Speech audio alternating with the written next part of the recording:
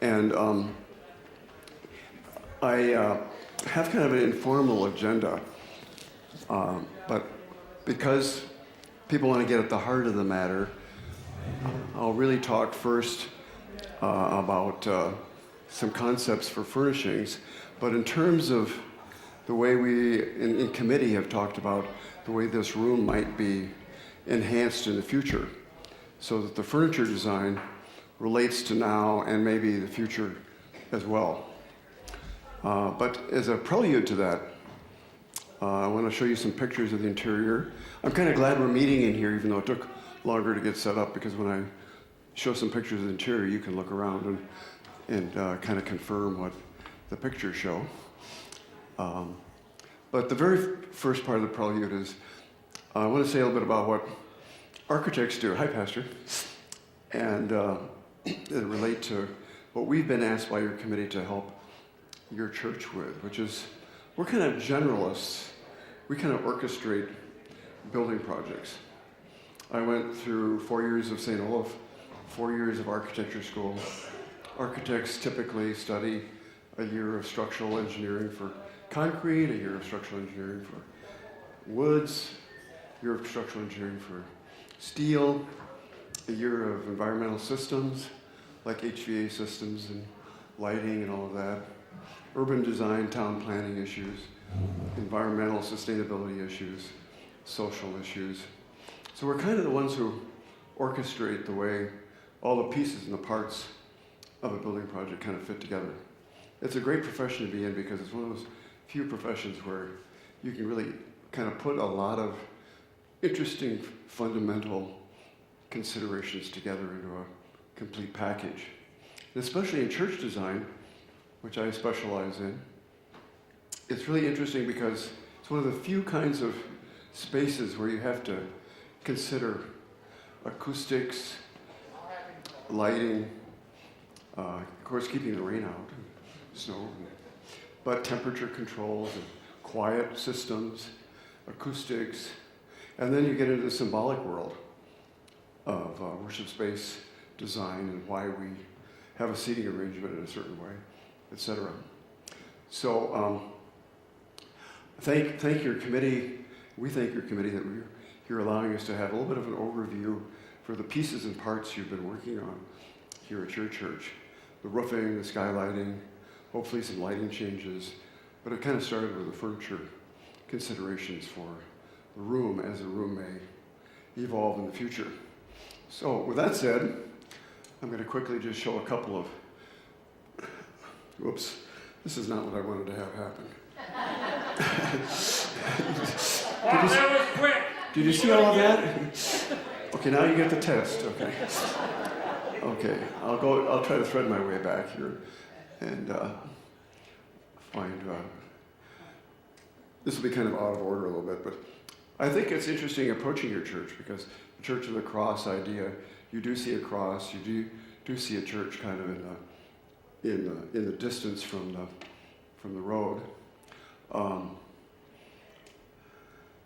I'll cancel that one out. Put these down here. You have a little bit of woods, but given that you're kind of a Northwoods church, actually what you tend to see when you approach the churches where you see parking lot more than you see woods. And you see the tower because that's kind of nice and close to the road, which is good. That's kind of a starter for understanding who you are. And that's nice and freestanding. But there's some things about your church in the long run that if we have a chance to talk them about them in the future, could really maybe enhance and project the image of what you're about as a worshiping parish. For instance, where that big pine tree is typically where you'd have a physical statement of, ta-da, here's our worship space. Because people kind of expect to see that when they are coming about church property. But your worship space used to be down here, and this is kind of your narthex space now. So there's some interesting things about how to kind of enhance the way your church kind of says things on the outside, We're not dealing with that today. Just wanted to bring it up. Now the inside, and these again are kind of in a strange order. Where did I want to start? Okay, this is pretty good. Kind of your narthex space, the church entrance off to the left, kind of straight ahead where is to the north parking lot. This space is, in the long run for your churches, is much, much too small. When we design churches today, the narthex or the common space is typically at least half the size, sometimes the same size as a worship space, because that's where people come together and meet each other and greet each other, and you sell Lutheran coffee, and you have people sign up for camp and sign up for stuff, and it's kind of the marketplace of the church, in a sense, the crossroads for orientation and the marketplace. In new church design, we would probably have designed this so that right here on the right side, you'd see the church office, so that the office kind of has an eye on the door and et cetera. So, not that that is necessary, but in the way towards a long run view, we have in mind some ways that you could kind of enhance the fact of gathering and connecting together at church by some narthex expansion. Now coming into your main worship space, here's the front. You're looking at it, except the screen's blocking it. And some things about it that are kind of interesting. You have a couple of physical constraints that cause the amount of floor area to be kind of limited. Can you see what I mean by just looking at that photograph? Photographs sometimes are very good ways of objectifying the reality of a place. The closet that's mostly dead air and hides a stairway and has some organ pipes in it really is kind of a big intruder in the chancel space. And we'll show some drawings where we cut that back without having solved the organ pipe issue, but so that part of the stairway still works, but you wouldn't necessarily go downstairs at that point. The cut back on the right side over here to kind of have easier access to the sacristy space also takes away from the platform area. There's something built at the top that hides some of the bass speakers that I think maybe aren't entirely used anymore, hides the spotlights. That thing across the top is a little bit limiting too. Not terribly bad, but it's something we're thinking about. Here, if you look at it more from the side, this begins to show that at certain times of the day, the light from the skylight's been like a extremely bright spotlight in the front. And we're proposing a material for the skylight that kind of diffuses the light more. So it isn't like a bright spotlight, just on the chancel. Here again, looking at this from the side, you can get a little bit of a sense of how narrow your chancel is. So like today, where you've filled it up with wonderful plants from Hawaii, you don't have a lot of room to wiggle for the leaders of worship. So that's an issue in the long run that we're concerned about, and with the furniture design. Here's another view from up above in the balcony, how sometimes that brightness from the skylight means that other parts of the chancel, in relative terms, seem kind of darkish, rather than kind of emphasizing that being the focus of activity. So that's one of those things that we want to kind of solve. Your seating plan with pew seating over there, chair seating here, you have gotten used to the fact that you can kind of have seating on the sides and look towards the center of the room. And we want to exploit, in the long run, the options you might have for improving the sense of closeness to the action by the way the seating is arranged. The skylight, which we will talk about, and the lighting are kind of interesting issues that this slide also deals with. There's a sense in which the skylight lights the center of the room, which is very good.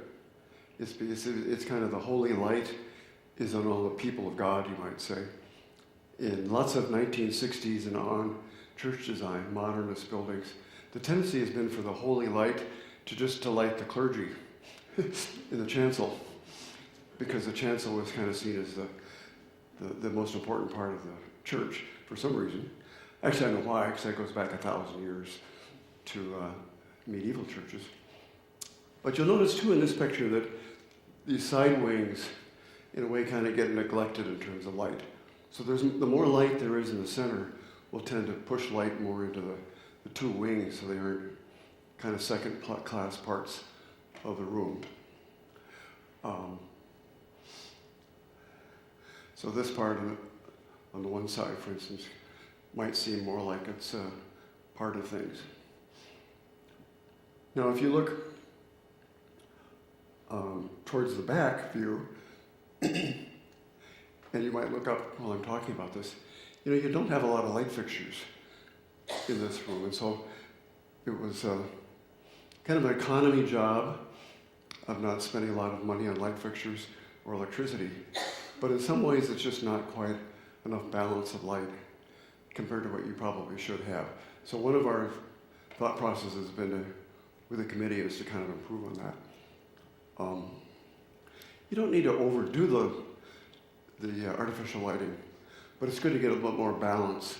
So to the sides, you have more, in the center, you have a combination of skylight. But at nighttime, when the skylight isn't doing much good, you need light in the center too. The other thing about it is that you'll notice where you have a few of these uplights, like especially over there, that one's aimed downward. It's important to get light on the ceiling because that makes your cavern of woody interior glow and it seems more warm and interesting. So I think you could take advantage of all the wood in the room that you have by the way the lighting gets changed, both by bouncing more light from the skylight, but also by a little bit different approach to doing the incandescent lighting.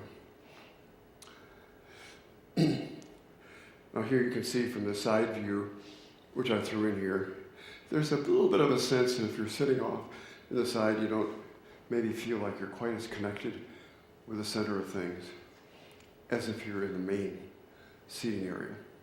And that can be improved on. So let's see what we have here, if I can figure out the right order of these. This was a good one to start with. Can you kind of see the outline? That's the floor plan of your church. And you'll notice how this is the skylight you have now. You can see that this is almost like a Greek cross. This is kind of clearly the center of the wings of the building is under the skylight. The width across from here to here, this width, and this width. Maybe I should use my pen.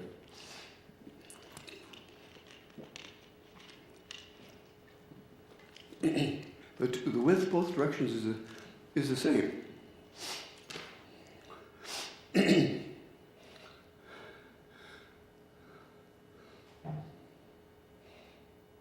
So this width across here, and this width are the same. This is a square. And that's really lucky and fortunate because that kind of suggests that the geometry of the building is oriented towards the crossing of these two axes. So what we're promoting in the way the seating would be arranged is to have seating here that looks towards the center of action, seating here, and in the future, maybe this becomes a place for the choir and maybe organ in the long run. Maybe this could be expanded outward to allow that to happen. And, we're not talking about that scheme today, but that really is a very interesting thing that could be done in the future. So, this is the idea. that if the liturgical center is right under the skylight area and you have seating on three sides, then everybody feels like they're kind of facing the action in the middle. It celebrates the kind of the body of Christ surrounded around Word and Sacrament together. We call this kind of a plan for kind of serious engagement. A lot of churches these days are becoming more like auditoriums, where you kind of can lay back and read the paper and listen to the music. They don't all have cup holders yet, but that's about to happen. Oh, you did? Yeah, okay. Actually, I'd like one myself. But, I sometimes bring coffee to church, but that's because I do AV stuff on the balcony. But anyway, the idea, see, of people surrounding the liturgical center is kind of what your structure wants to be. And also, it's right in tune with kind of where liturgical design is going in our time, to kind of bring people into serious relationship with Word and Sacrament. And you'll note that nobody is more than like 1, 2, 3, 4, 5, 6 rows away from the action. So that sometimes is kind of a radical plan for some people, because if you're used to sitting in the back row and kind of cruising along, it could seem like this is a little threatening. You have to be prepared to maybe be a little bit more involved. So some people won't like this because they intuit that it's going to require more of them to do this. Yes, sir? Is that center elevated? Yes, 1 or 2 steps. But it isn't as high as some platforms would be. It's the height of what you have now. But you'll be able to see more easily because right now you've got about 1, 2, 3, 4, 5, 6, 8, 9, 10, 11, 12, 14, 15, 16, 17, 18 rows to the back. Okay, so we have 1/3 the distance, which means that you can kind of see what's going on a lot more easily. So it seems to save a lot of people. Well, we haven't added it up exactly, but what happens is that because you're bringing the choir maybe downstairs, the whole upstairs becomes available for overflow seating. So usually it kind of equals out. I'm always surprised that it usually doesn't lose much seating. When we do these plans, the seating numbers usually get reduced if at the same time we're giving more space between the pews. For lots of older churches will have 30 inches, 32 inches, rather than 36 inches, because people kind of want to more easily go in and out for communion with a little bit more width. So that's usually the cause of that problem.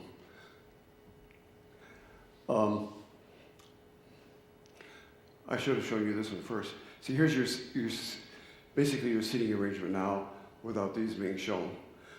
But the comparison is, see, your action is here. Look at that 18-row difference compared to this kind of layout where you have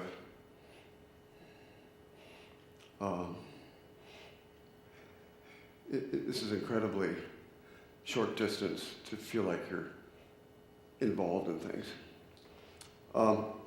We like to also design these spaces. You have doors over here. You don't on the outside here, but having all that space around the edge makes it easy for people to come and go. So if you've got a noisy child or you got to go to the bathroom in an unexpected way, you can kind of do that without everybody kind of looking at you. It's a very hospitable kind of way to design a room.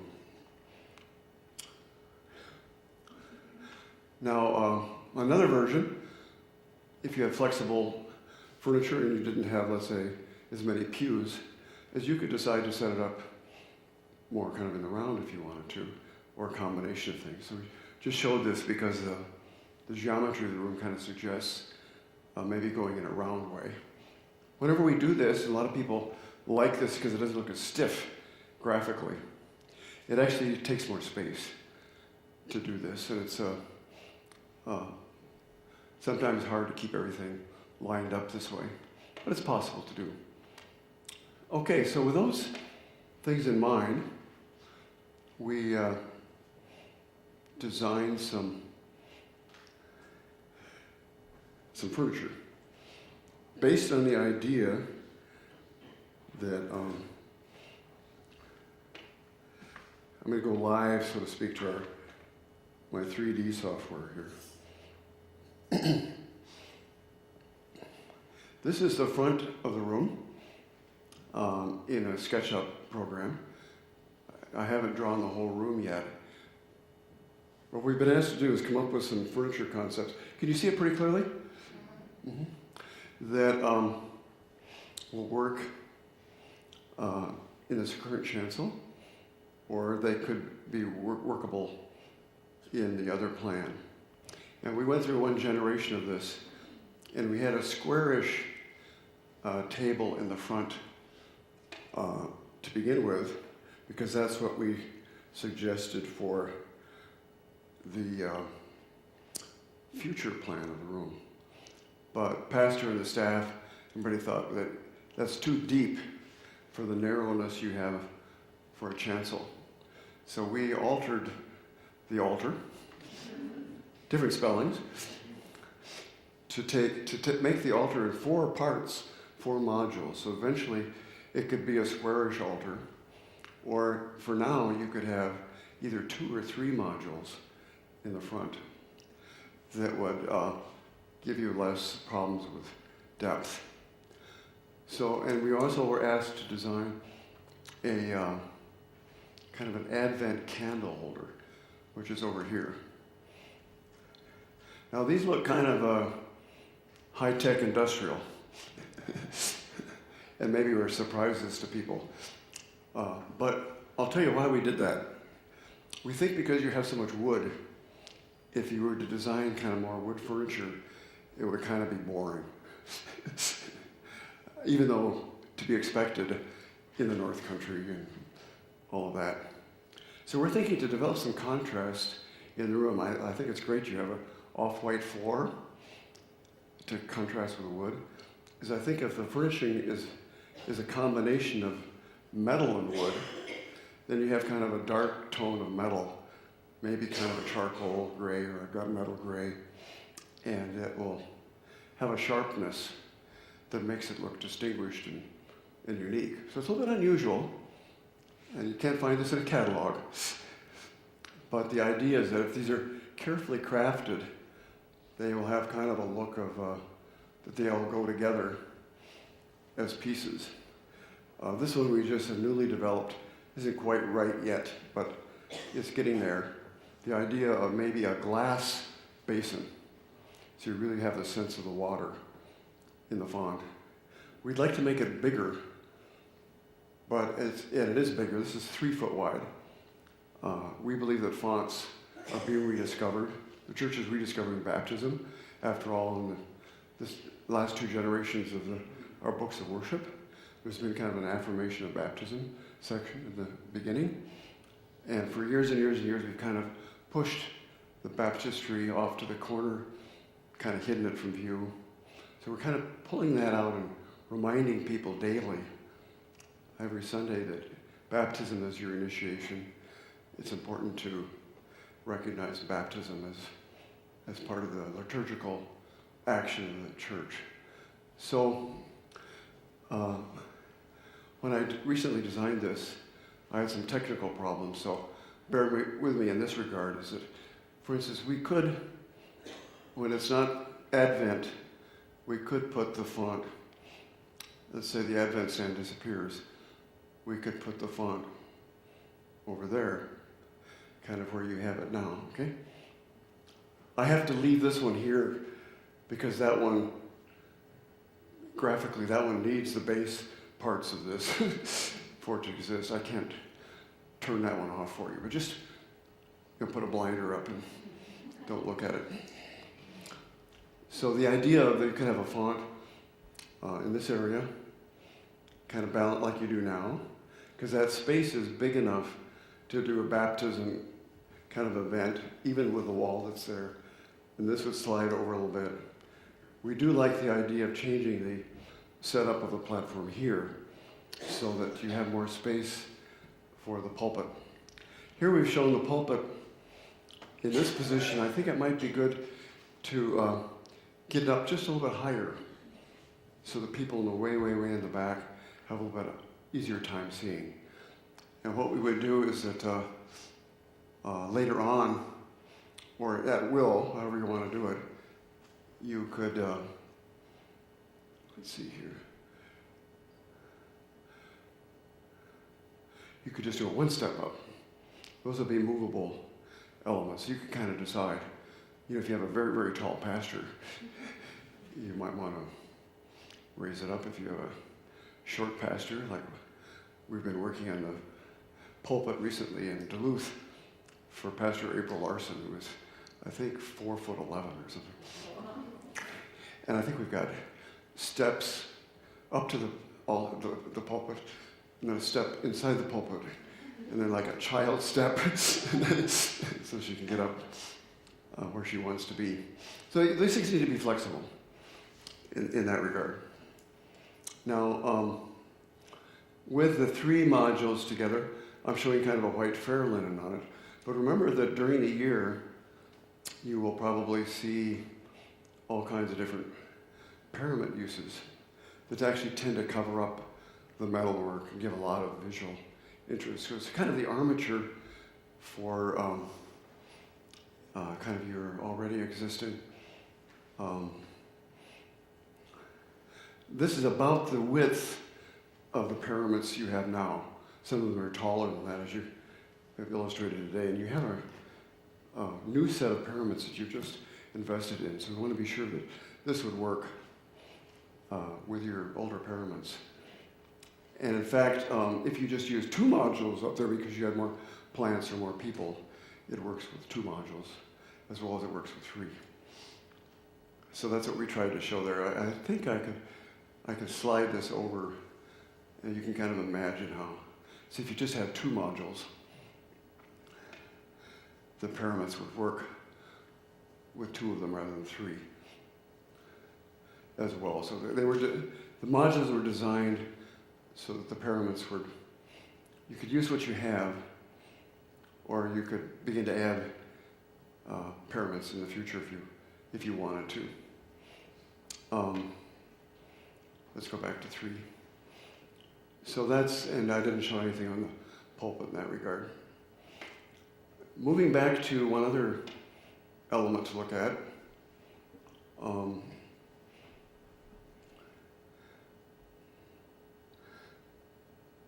Turn the Advent candles, stand it back on. The idea here is that you have a stand that has a candle for each Sunday of Advent, and you have a Christmas candle. And this is designed in a way that this thing can kind of be collapsed for storage and kind of folded up. The legs fold out. In principle, we don't have all that detailed yet. But again, the metal look is an armature for holding the candles, but also with the metal arms, it really suggests that if you want to put kind of Christmas time boughs on it or plant life on it, like pyramids, it softens it, adds color, makes it more interesting. So these are the basics of what we worked out with the committee. They haven't seen the modular look here quite yet. I might say a few things about that before I kind of open this part up to questions, and then we'll move on to the skylight discussion. Let me just turn off the pyramids for now. The way this is set up is basically a wood structure. Here there are 3 parts, and the strength of the ironwork is to kind of make it really look sturdy and like it's holding up the top. We did before have multiple leg pieces, but it was just too much metal work. This part could be maybe eliminated, but I kind of like the way it gives these things some strength. I'm a little bit concerned about how well that would work for pastors, because when you're move up to an altar table as a celebrant, your feet kind of go under the table a little bit, but 1 inch isn't too bad. So I didn't make these any bigger for that reason.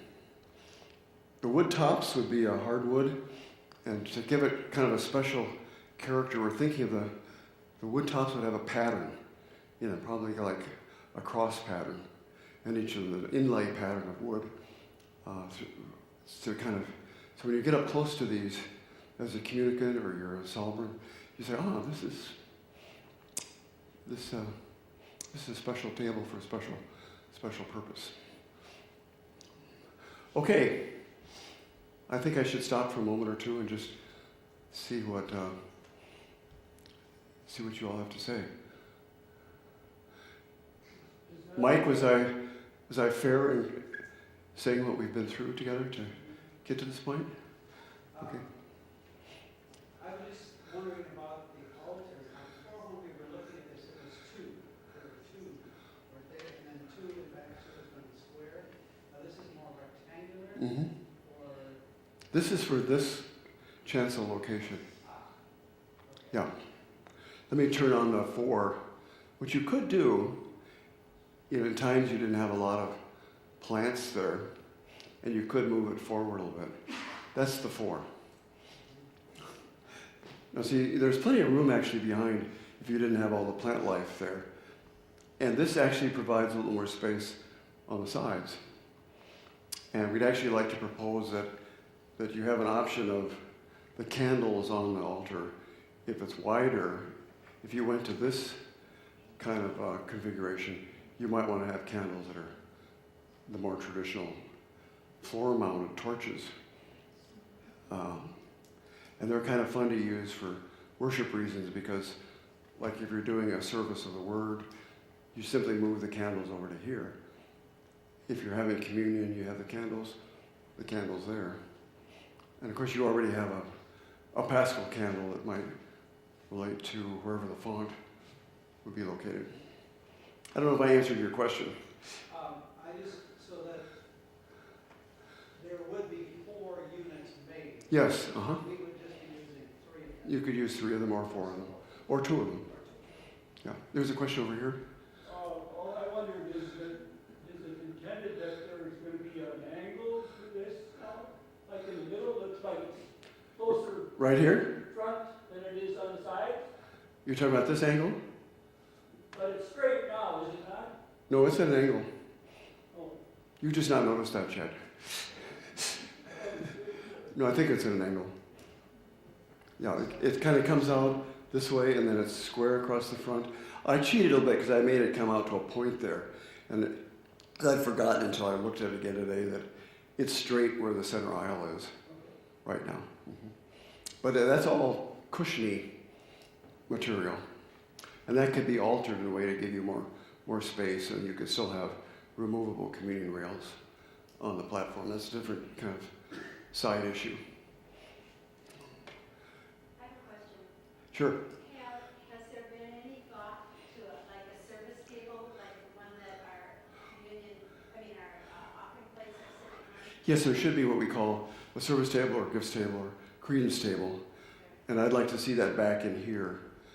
And I'll design that and some other accessory tables for plants and things, if this concept survives. Okay, criticism or whatever. Okay.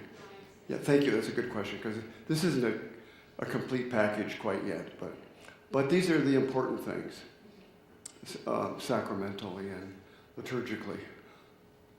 Yes, sir. I can buy metal that seams with all little short pieces of it. It looks awfully busy. Well, it could be less busy.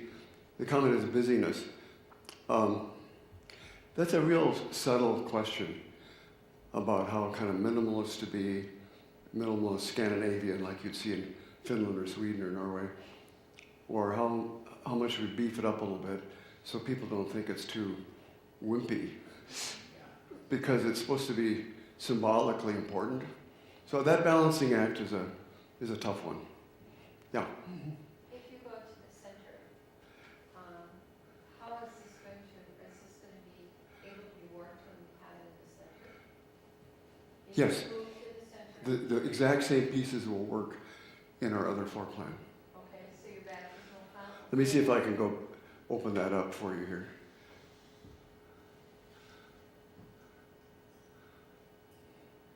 Whoops. So for instance, here's the square, the same square. Here's the same, basically pulpit location. It's a little bit bigger than this shows. And then we would have a platform 1 or 2 high to raise it up a little bit. So is this, I mean, my question now is you're planning to do this for this part and this is in the future? Or are we gonna do this now? I think the idea is to do the furniture first, and they would be used in this chancel. And then keep thinking about the master plan for the room, knowing that the furniture could be used in the future, no matter what the plan is. I'm probably the only one by a hard time in the middle. Well, that's okay. Sorry. I know, I understand that it's kind of a new thing to think about. At this point, it doesn't feel warm to me. Uh-huh. You know, it's just, and I'm old fashioned, so I guess I love the wood that, you know, you have to go with the flow, so. Well, it's kind of not expected to have that kind of look. And what I might add is, let's see, if we go from altar.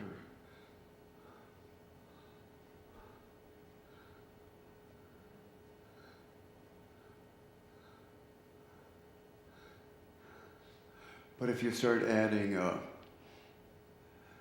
pyramids. paraments and fair linen for communion, it isn't just the metal. Okay, and that's what I want to try to make clear, is that's actually the color of the season is variable. It's extremely important because it's kind of an armature for what you do each Sunday to dress up the table, so to speak, for worship. So I want to show that because, in fact, you're not going to be staring at metal all the time. Maybe Ash Wednesday, where you do things in a minimalist way. That's one time a year. So basically, you're not faced with, metal's not going to be in your face all the time. And similarly with the Advent wreath, if there's boughs and stuff on it, your eye is going to look at that and the candlelight for the most part. Anyway, I'm not trying to be overly defensive, but I think it's actually, I think it will work for you. I know in the past I have been to studies who talk, where the study revisits the symbolism of each of the pieces of furniture within the chancel. And I'm just wondering if at, this time and stage that we're in, that we should maybe do that. Like, for example, I was under the understanding that that it was the tomb of Christ. The table was the tomb of Christ. Uh-huh. And there was a symbolism for each piece of Yeah. furniture. Well, those are very important things to consider. And I'd say that, first of all, you want the key liturgical pieces, altar table, and I use the word table for a reason, pulpit or pulpit ambo, baptismal font. Those 3 plus cross and everything should look like they're the same piece. They should go together. So that's one reason for having metal on those, so that you see them as a group. We are using the symbolism of a table because in the last 25 years, the liturgical movement all over the world has said the chief symbol of having communion together is gathered around a table. The tomb idea is out the window. It should not be a casket or a place where you've buried an old saint. And I'm just saying, it would be good for us to revisit it. What I'm saying is that's on purpose. For people who think that the altar is sacrificial, where Abraham was going to slay his son, or where you chop up lambs, that idea of sacrifice and altar is there always in our tradition, but we're trying to emphasize in our generation the fact that this is a family's dining room table. It's more akin to the Last Supper than to sacrifice, in the sense of slaughtering animals in the temple. Is that fair to say? Okay. I'm trying not to sound overly judgmental one way or the other, but that's the reasoning, okay? No, and I think it's good, I'm just Okay. saying, just. Okay, but it's new to some people. The other thing I want to say while I have the floor here,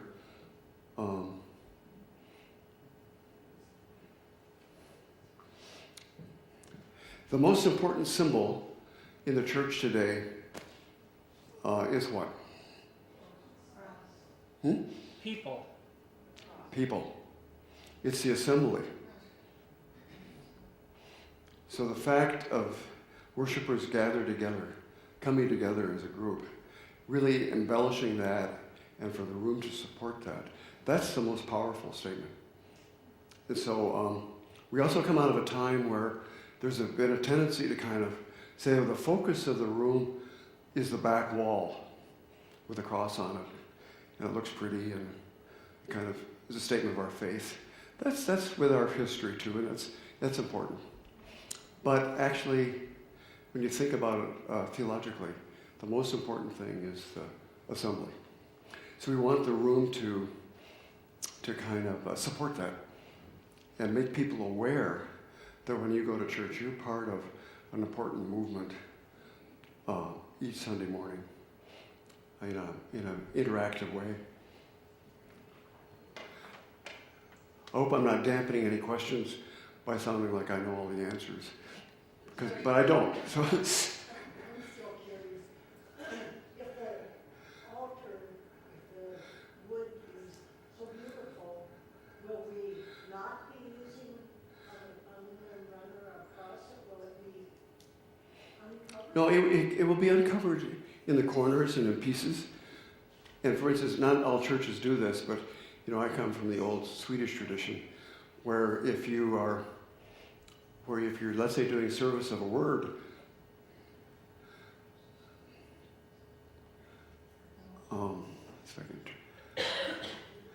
you don't have a fair linen. The fair linen only goes on to kind of protect the table from the wine and the crumbs and all that, so that you can see that, actually most of the time you could see a lot of the wood on the altar. And you might actually be curious about it, and when you go up to communion, you take a second look, and when you get close to it, when you're up for communion, you can say, well, that wood is very nice.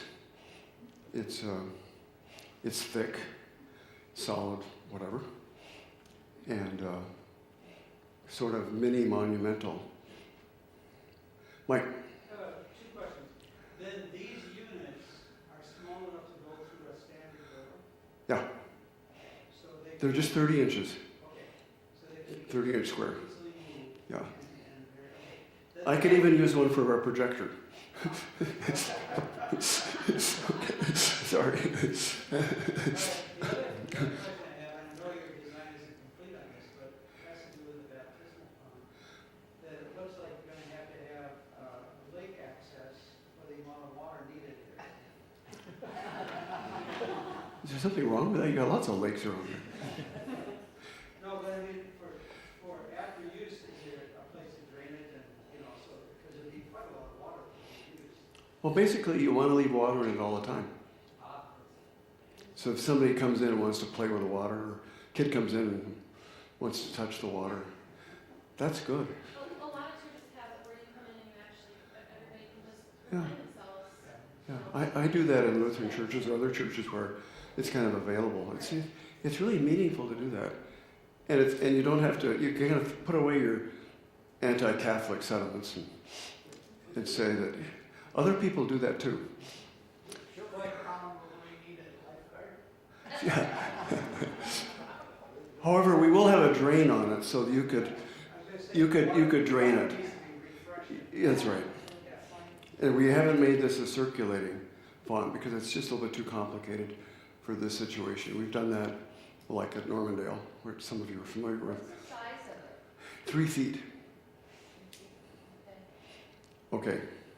The reason And my boss, who I learned a lot from, Ed Sovic, said, you know, we came out of a generation through the 1950s and 60s where a baptismal font was a teacup on a post. And we're trying to say that by the water and the way the water is made visible in glass, maybe, that it says something about the abundance of grace rather than being chintzy.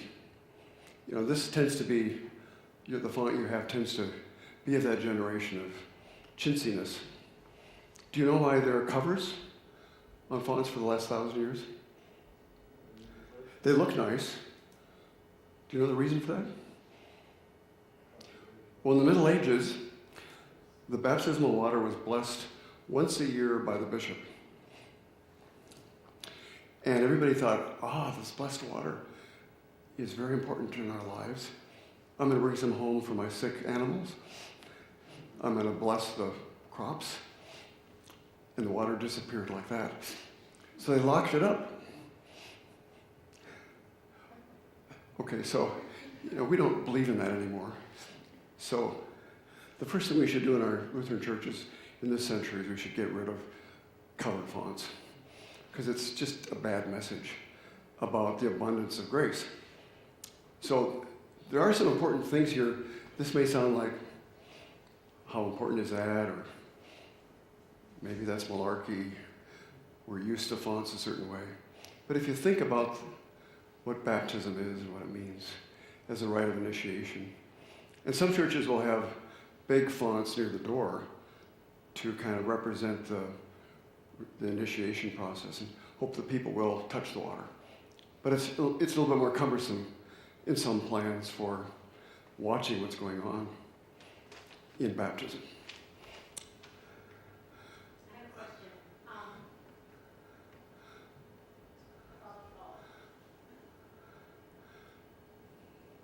Can I say one more thing? Yeah. Can I say one more thing? In this plan, in the future plan, we're suggesting that the font moves into this location. So when you come in from the narthex and a narthex expansion, you actually walk past the font, or you see the font, and yet it's close enough to the center that when everybody's assembled, they can turn a little bit and see what's happening with baptism. Sorry for interrupting you. No, I Your question. didn't interrupt you, I'm sorry. I'm going back to the altar again. Will those of us that read, will we trip on that bottom grace? Did you say it would just be I don't think so. It's just 1 inch high, and people will normally won't have their feet under there. You'll walk right up alongside of it, and that will not affect you that much. If I can speak to that too, I think one of the suggestions that we're making as a change is that all reading be done open. So we eliminate reading Yeah. in the altar and move that to the pulpit. What color is that? Steel or is it? Well, I'm thinking about something that's kind of a metal-y color, like a medium gray, dark gray. Maybe it has a little bit of a tint of red to it, or something that's kind of, that you would appreciate. It kind of warms it up a little bit. If it were something like white, it would look too pretty, too non-metallic in my sense of things. But I'm biased because of my arts training. Yeah? Behind you, I'm sorry. Okay, putting this into a timeline, you've got the altar like it is with the furniture. Are we looking at something that will get us through until we decide to change the seating arrangement? Yeah. Mm-hmm. What are we looking at? 2 years, 3 years, 4 years? What would you? Well, the furniture would be fairly soon. I'm not sure the exact timeline. And I don't know what the timeline would be for the master plan effort. But certainly a couple of years, but within your lifetime, hopefully. And hopefully relatively soon. These guys will have to answer that because I'm not sure of what your timeline is. But I've heard that you really, if you do anything beyond the immediate projects, there needs to be a developed program for that and a fundraiser and all that. That'll tie into the lighting also. So however long that takes. There'll be multiple meetings and all that. He was asking also about the lighting, that I would like to do the lighting as soon as you could, because I think it would really help you. So that's kind of a shifting priority depending upon what your budget situation is. You could start the lighting before you did remodeling, because the remodeling we're showing, we planned the lighting to work for both.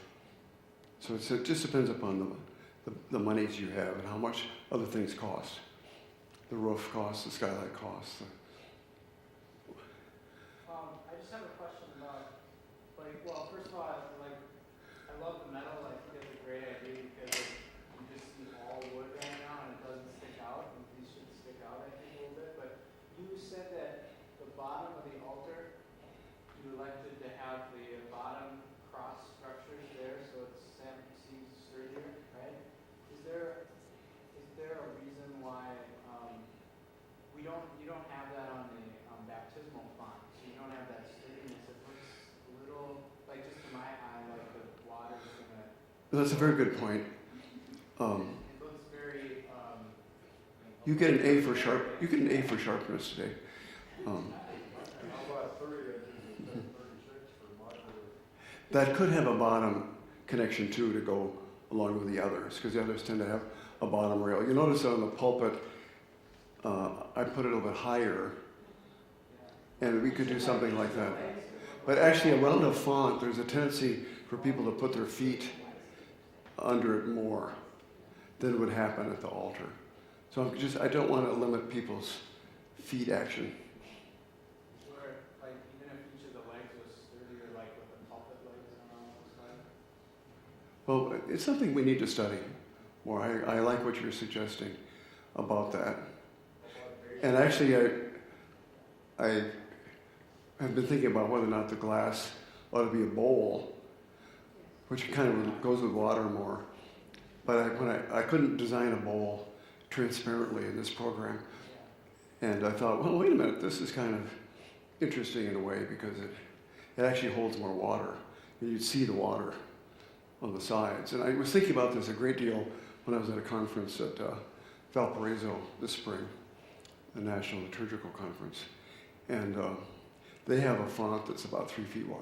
It's a half a sphere, and you see the water. And I loved it, except it's made out of plastic. And you hit it, and it's kind of chintzy. So the problem is, how do you find the right kind of artisan to make something big out of glass? And I think the people at Blenco, who are famous glass blowers, is one of the few places in the country that does significant glass work in Wilton, West Virginia.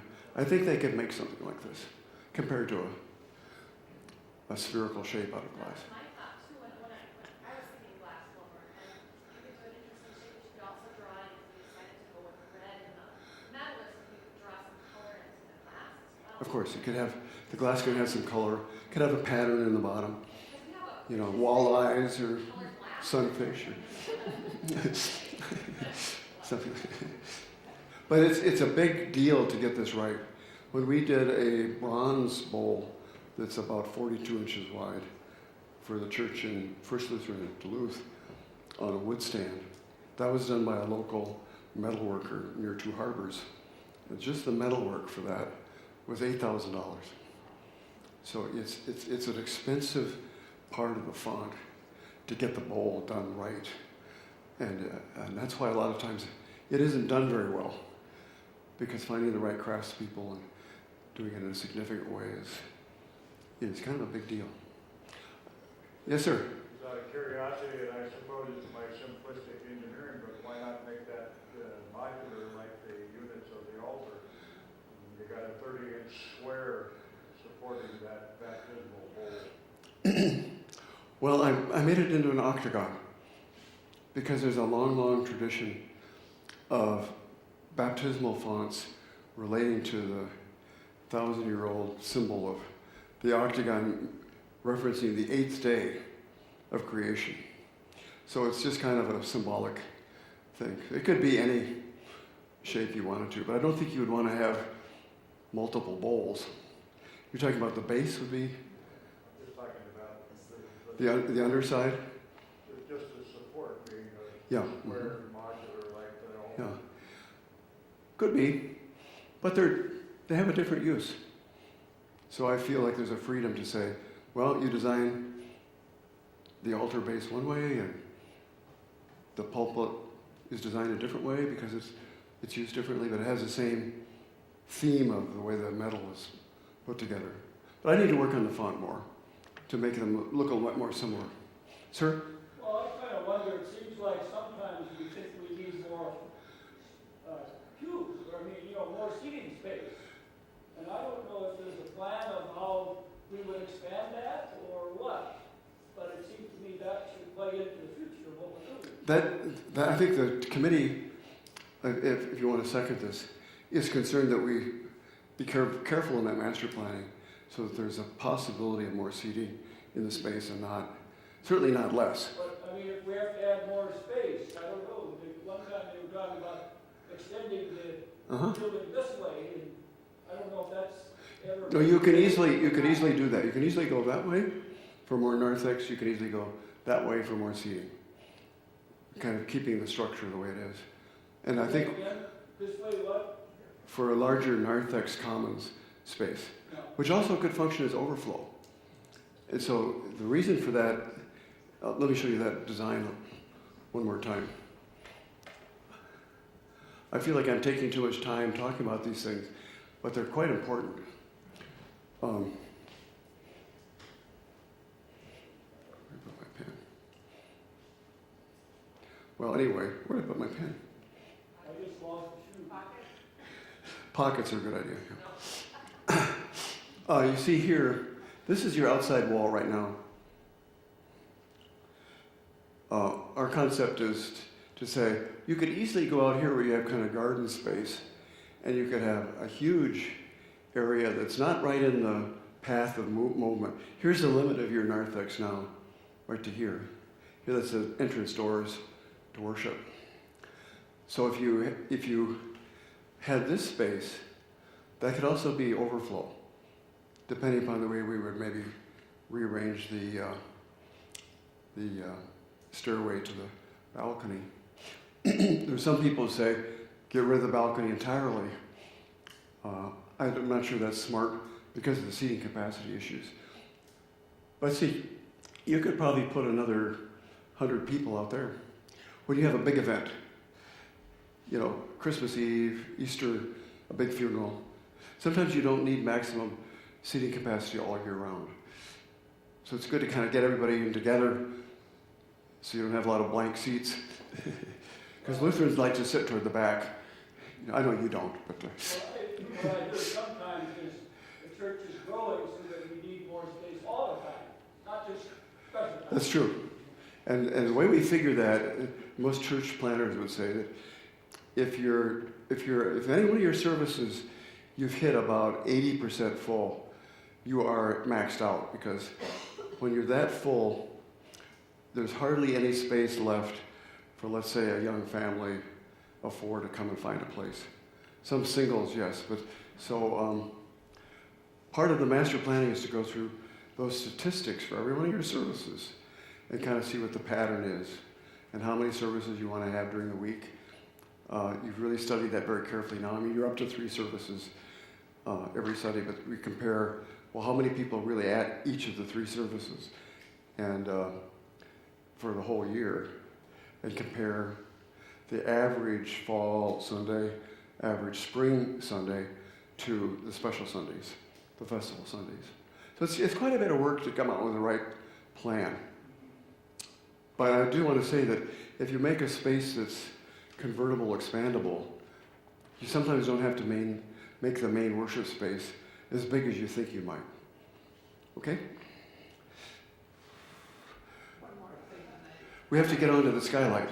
Getting back to the altar, could that be maybe designed like kitchen cabinets with a little kick space down below for the feet and raise it up a little bit, offset? I've tried not to do that because it needs to have a symbolically strong image as an altar table. And this was a solution of having that bottom piece that right now seems to make sense. Because if I put a lower member across here and have a toe space, we can try that as an alternative. But I know that it won't quite look as elegant as an object if we do that. I was wondering if you could have it the same as the pulpit. With a crawl space there, yeah. Yeah. Yeah, we can do that. I think the pulpit actually has more of an elegant look than having it on the floor. Well, that's what the first altar table looked like. But the committee didn't want that large of an altar. No, I'm talking about where you have the cross beams on the. That's the way we designed the first altar table. This is the second version, making it into modules.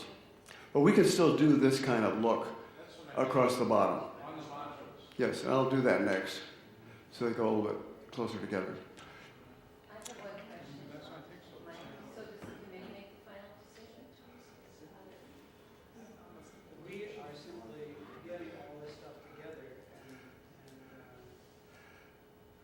I don't know this, the complete procedure and how it's to go forward.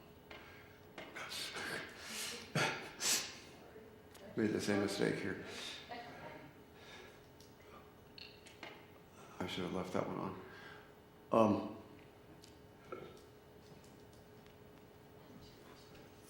Okay, here's a view of the skylight.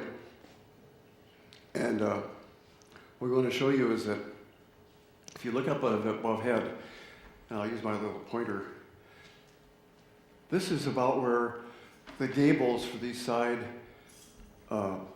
parts of the transepts, the roof ends here and there.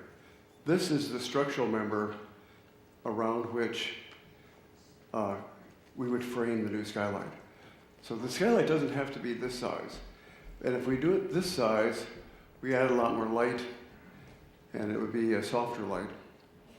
And you'd have more spread of the light because of that. And it doesn't affect the structure of the roof. It's really quite easy to do technically.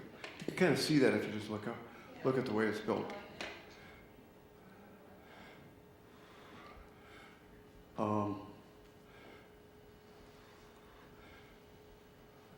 So I'm going to show you a picture of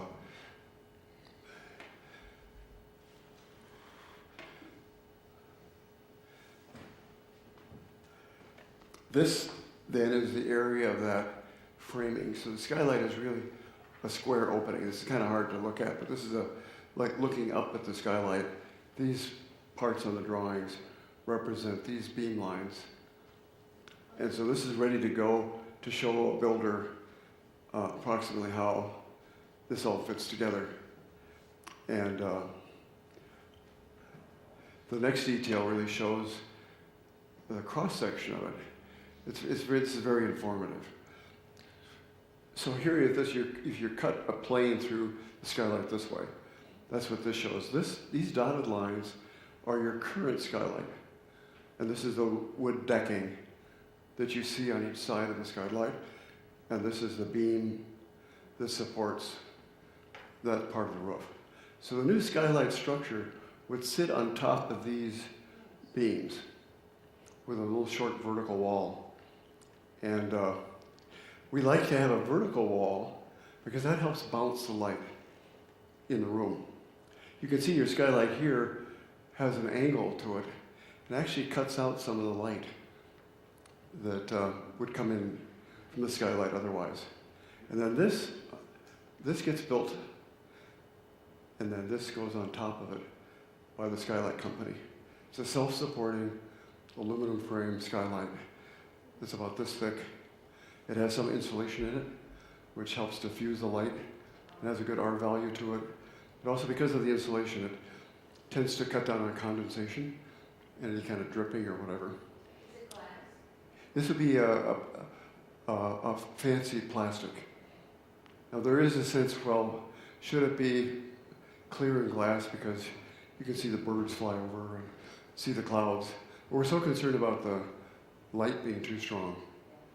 We're kind of backing off of that because there would be an added expense if we used glass for having some kind of sun shading or louvers or something to control the way that the light would come into the room. So this is kind of ready to go for pricing. We've had that for quite some time. If everybody accepts that idea. We think it's a good idea, it's easy to do. Again, it's based on this idea that you want light at the center of the room because that supports the notion of the family of believers, the assembly in the center of the room. Okay, it's that simple. It's not very complicated.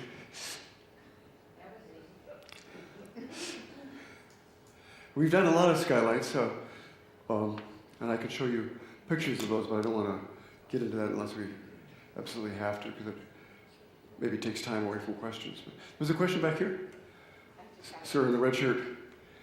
My question is, can you bid this as two separate options with the larger skylight and the smaller, so in case it is overly expensive for doing the whole opening, if they can maybe do something with the opening that they have as opposed to, because the basic skylight's gonna cost per square foot. You've got an opening and you have a cost per square foot for the panels Right. themselves. We've got roof up there now. It's gonna be a single probably either way. And basically trying to do. Yeah, I don't know how to say this diplomatically, but I think this is so important in the long run. You shouldn't nickel and dime it. You know, it's maybe going to cost 50% more because there's so much labor involved. It isn't, the material cost is a little bit more, but the labor is about the same either way. What would the estimated cost be for the? We had that in, let's see here. This was a quotation from in January that the Calwall skylight is $18,500 installed. And then the labor to do the wall, to support it, and all of that was quoted by one contractor at about $12,000. So that labor would be about the same. So the difference is the $18,000. So I would say maybe the size might be, instead of $18,500, because see, that includes our labor for installing it. You're looking at 30,000 versus 48. I think it might cost maybe 5,000 less to do it smaller. Rather than 31, it might be 25. So this is a better value in my book. But you could do it cheaper. Are we not looking for this eventually going to be over the center if we go to the center That's right. altar and everything in there? Right. So it would be bigger and would be better lighting for the That's center.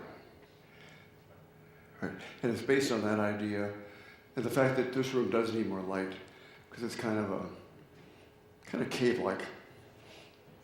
So, but a diffused light. We don't want to have more bright spotlighting of the front. So, well, thank you for your patience with this. I want to be sure to answer all kinds of questions, but you've been patiently sitting here for a really long time, and many of you want to run off to lunch, and I have all the time in the world because I don't want, because I'm faced with a 3-hour drive home.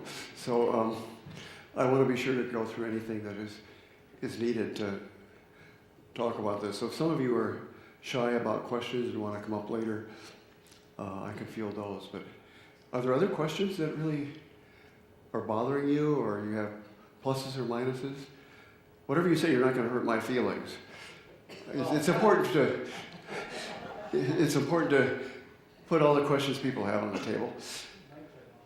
Yeah, I was just, all right, so you make some more tweaks on these things, and then you're gonna come back again? And then if so, when do we get it? Well, what we do is we would, if the committee says go, with let's say the final design, the tweaks of the furniture, then I will price that. And that'll take about 10 days. We get some prices back, then you could decide if that's going to work or not. Committee does have time to say. Pastor Andy, see, I don't know. Well, I heard that was one of the questions too. I think ultimately what we should be doing at church is letting our committees, standing committees that we have do their work. And then on something like this, where there's a more significant decision to make, probably sending a recommendation to the church council. Yeah. And then letting the church council sign off on that. The money's already in hand and in place for this, it's already been designated. So that we would probably have the church council sign off on that. And it's very important for people to be aware of this coming, so that the congregation family isn't shocked by what's being recommended. It's really important to have communications. This is a sensitive issue in a church, so it's really important to have these kind of forums. And there might have to be another one. Who knows? Yeah. You had a question too? I was just curious,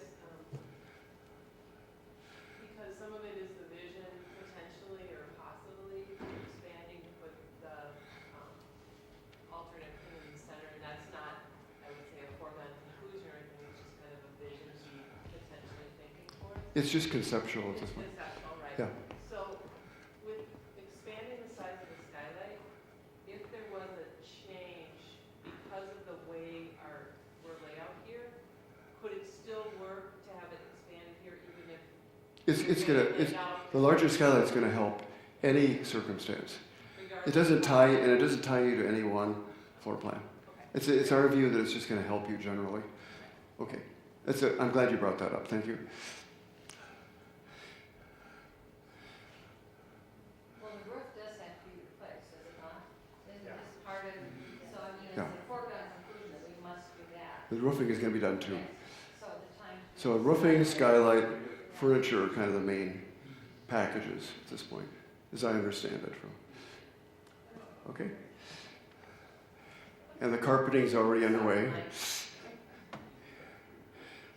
And then lighting is an add-on when it's possible to do that later on. What is the approximate cost of the chancel furniture? I mean, just a ballpark.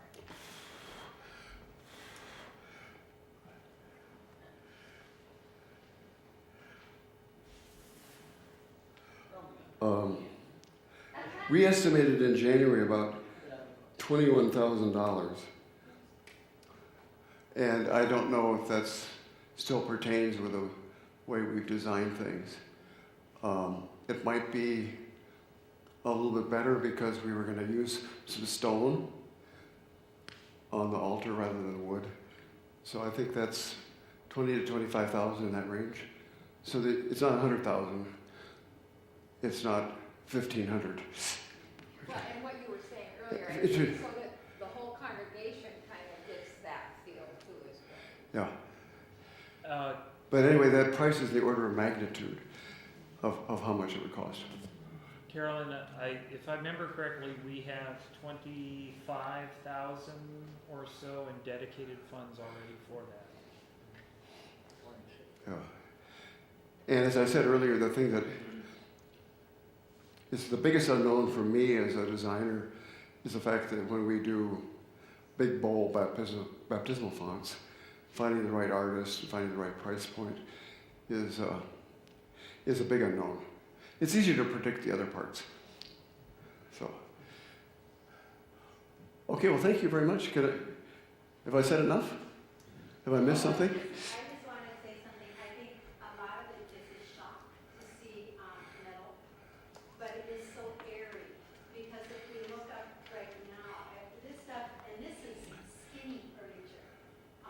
You don't find furniture like this today that's this skinny. If you put other wood on it, it would be heavy, and this is heavy, and it's, I don't know. So I think the shock of the metal is just a shock, but it's very beautiful and very airy. And I think, it's just different because we're used to just all wood, but we need some contrast up here. Just go sit Well, I appreciate you saying that. It's a very important point because if you kind of look at this, the general tone of this illustration, which is sketchy and it's not totally photorealistic, but you could see the idea is to have a sense where the people moving around are important and the furniture isn't as blocky, it isn't kind of getting in the way.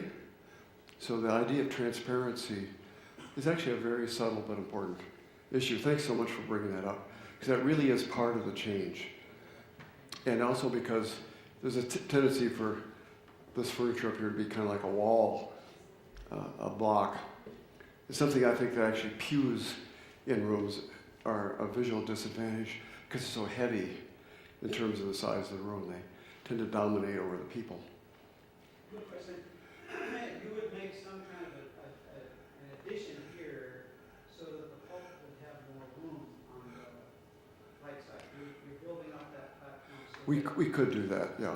it just looks like that's what I've cheated this. This is actually where I've shown kind of the kneelers. These are actually back that start from here to here. So this is a cheat. It's out farther than it is now. But I think you have room to do that if you wanted to get just a little bit more room. And I was suggesting that because you could actually use the square altar table more easily if you had just a foot more room. That pulpit be movable? Oh yeah. It can move up and down. I mean, You could switch sides. You could put it in the back if you wanted to. Yeah. Don't tell them Or that. if you have, or for instance, if you have, let's say, the St. Olaf Choir come, you could clear it all out and you could use that for a mini concert in the front. how So, about those pipes up there, do they interfere or something? well, right now we're not sure what the future will be of those. The idea is to find a new place for those if we can, further down the road, not immediately. But that's probably not a big deal to do, because they're not actually very thick. They could go against the wall if that stairway enclosure was, that storeroom were to be partially eliminated. Walk in there sometime, it's mostly air on the other side of the door. One of the thoughts we can make too is that Scandinavian artwork is steeped in mixing metals such as pewter and glass and wood together and having that look to enhance the whole overall look of it. Yeah. By adding the contrast of materials. Yeah. Like I think the tile on your floor, this off-white for your floor is wonderful. The way it works with the wood. And I think in the long run I would use something less brownish for your pew pads, because that's kind of too much oatmeal together. Yeah. I just thought of a liturgical symbolism of the men that may be far off, but it's part of the crucifixion with nail on the sword, mixed with a wooden cross. Uh-huh. So I mean, And that's why we use metal on crosses to symbolize the nails, right? that's it. I almost didn't think to say that. Yeah. Well, metal is part of life. I wouldn't go too far with that analogy because you wouldn't want to make the furniture out of nails. Okay. So, anyway, there are things like that to think about. The metal is part of the story.